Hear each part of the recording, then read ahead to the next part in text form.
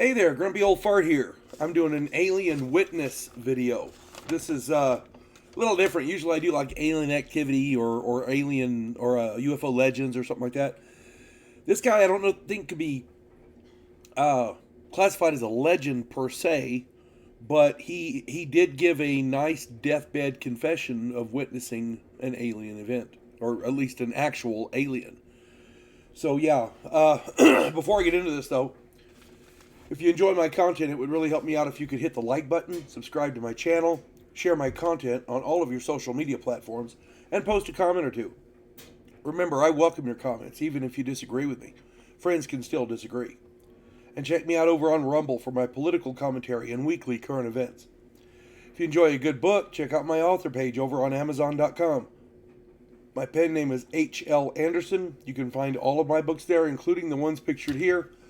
They are the first two of three, soon to be four, the Devo Poland Chronicles. It's Vanguard 1 and Task Force Terminus. It's, excuse me, a study of humanity from an alien perspective. It's got a nice backstory, good character development, at least I think so, and the story is really outstanding. If you enjoy the quirky weird, my author page is right up your alley, let me tell you. All right, let's get on with this. Black Mac Magruder. Marion Black Mac Magruder was an ace Marine fighter pilot from World War II. On his deathbed in 1997, he told his sons and granddaughter that he was taken to Wright Field and shown a live alien that survived the 1947 crash at Roswell. Yeah, this is, I mean, a deathbed confession is admissible in court. It doesn't get much more serious than that. Marion Black Mac Magruder was a Marine pilot who pioneered the American night fighting program for the U.S. Navy. He had trained with the Royal Air Force and had learned their techniques for flying and fighting at night. He brought these techniques to the U.S. Navy and helped them to establish their night piloting program. Magruder was a well-respected officer. This guy was the real deal. Excuse me. After World War II, Magruder was sent to the Air War College in Maxwell Field, Alabama. In July of 1948, his class took a flight to Wright Field in Dayton, Ohio. The military wanted his and his class's feedback on whether or not to disclose to the public the fact that they had retrieved a UFO from the desert outside Roswell, New Mexico. Not only that, but debris had been brought to Wright-Patterson Air Force Base along with a living extraterrestrial. The class was led into a room where debris was shown to them. The crash had happened earlier in that same month. They then brought out the only living survivor of that crash. Magruder described the being in specific detail to his sons and granddaughter, but kept repeating that it seemed squiggly to him.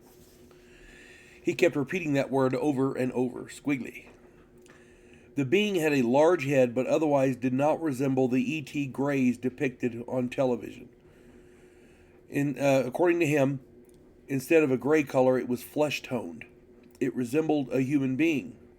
It had a slit for a mouth and hardly any nose at all. But it had very large eyes. They told him that the other occupants of the craft were sent to Florida to Eglin Air Force Base, where the bodies were put in cryogenic storage. The last one, apparently, died later. The entire class was speechless. Excuse me. In 1952, Magruder was taken from his home by a military escort in a staff car to the Pentagon. It was July 26th, a week after the first night the saucers came.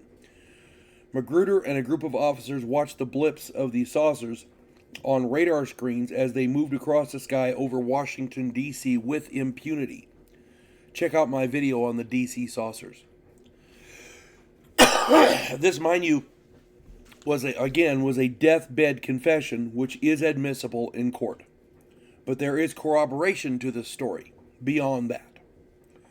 Jackie Gleason told a story about President Nixon taking him on a clandestine trip to a Florida military base where he was shown alien bodies in deep freeze. Furthermore, at least 2 members of his class from the Air War College told similar stories to their family members as well about being taken to Ohio. Seeing the debris and seeing the extraterrestrial was paramount in those stories. The amount of, corroboration, witnesses, testimony, documentation, it boggles the mind how anyone could say that there are no such things as extraterrestrials.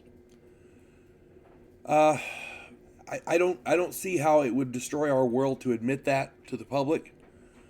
I mean, the Air Force and the Pentagon have both, or the Navy rather, and the Pentagon have both admitted that UFOs are real.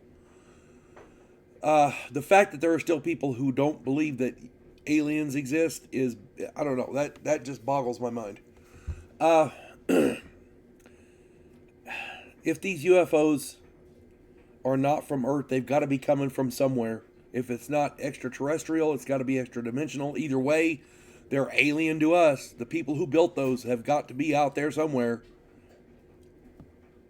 And it is quite possible that they're flying some of those UFOs or UAPs. This particular individual, Black Mac Magruder, was one of the most well-respected people in the U.S. Marines. He was one of the best pilots this country produced. If you can't take his word, especially on a deathbed confession, I don't know what else there is to say. I don't. It's just beyond me. If anybody else has any more information, different information, maybe I got something wrong, stick that in the comments. I hope this finds everybody well. You folks have a good one. God bless one and all.